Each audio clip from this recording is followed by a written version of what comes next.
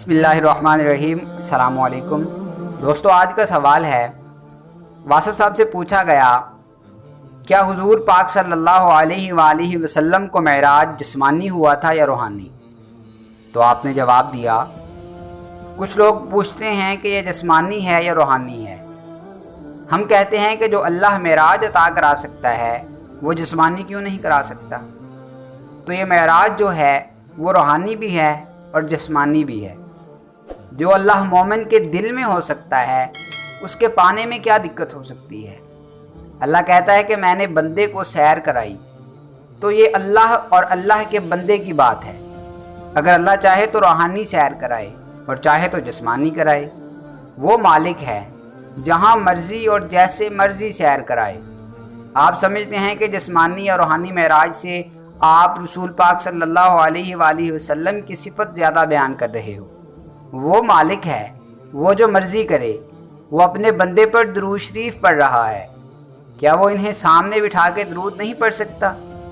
وہ ساری دنیا میں سب سے زیادہ درود بھیج رہا ہے۔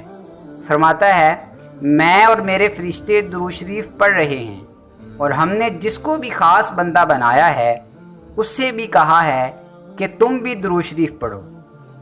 ان اللہ و ملائکتہ یصلون علی النبی یا ایھا الذین آمنوا صلوا علیہ وسلموا تسلیما، یعنی اللہ اور اس کے فرشتے نبی پاک صلی اللہ علیہ وآلہ وسلم پر درود بھیجتے ہیں۔ اے ایمان والو، تم بھی ان پر درود و سلام بھیجو۔ اب جب بندے بھی درود شریف پڑھیں تو اس کا مطلب یہ ہوا کہ بڑی محبت ہے۔ کہ اللہ تعالیٰ کا کسی کو کہیں لے جانا مشکل ہے؟ کبھی بھی مشکل نہیں ہے۔ اللہ کو ان سے اب یہ بحث کرنے کی کیا ضرورت ہے کہ ظاہری معراج تھا یا باطنی معراج تھا؟ اللہ جانے اور اس کا بندہ جانے، ہم سے تو دونوں باتیں بہت بلند ہیں۔ دوستو، اگر آپ کو ہماری یہ کاوش پسند آئی ہے تو ویڈیو کو لائک کریں، شیئر کریں اور کمنٹ باکس میں کمنٹ کر کے اپنی ذاتی رائے ضرور دیں، اور ہمارے چینل کو سبسکرائب کر لیں اور بیل آئیکن کو پریس کر دیں تاکہ مزید نئی آنے والی ویڈیوز آپ تک براہ راست پہنچ سکیں۔ ملتے ہیں نیکسٹ ویڈیو میں، تب تک کے لیے اپنا اور اپنے اپنوں کا خوب خیال رکھیے گا۔ اللہ نگہبان۔